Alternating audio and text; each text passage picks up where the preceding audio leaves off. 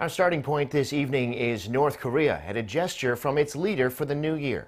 Our presidential correspondent Shin Se-min is on the line for us with the latest. Se-min, a letter from Kim Jong-un.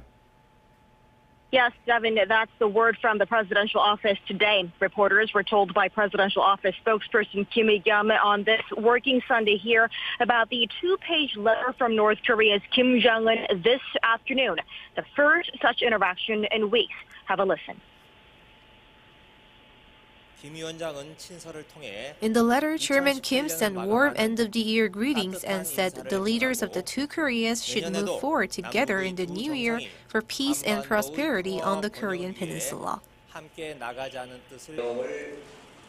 And calling for continued efforts in the region, Kim also said the leaders have taken practical measures this year, including their 3 summits, which led to the end of aggressive measures going beyond the scope of cross-border confrontation. And about that highly anticipated visit by Kim Jong-un to Seoul, the leader himself wrote that he is disappointed that it did not happen this year, but added that he was willing to visit Seoul soon while keeping an eye on things that might affect such a visit.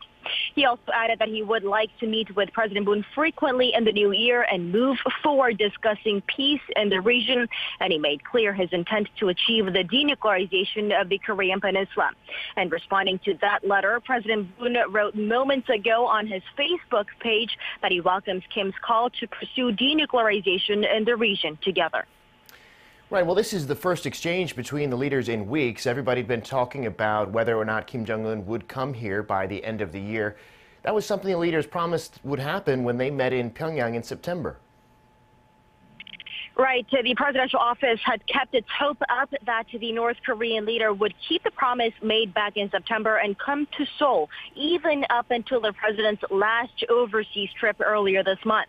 But with the lack of communication between the two sides in the past couple weeks, and with the North's denuclearization talks with the U.S.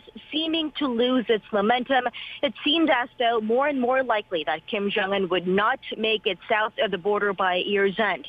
And for one, the South Korea's presidential office stayed low-key about it, simply correcting the many reports about when Kim would be coming or why his visit to Seoul had been put off.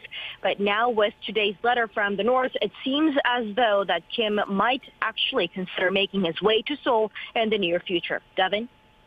All right, thanks for that. Shin Se-min from the South Korean presidential office.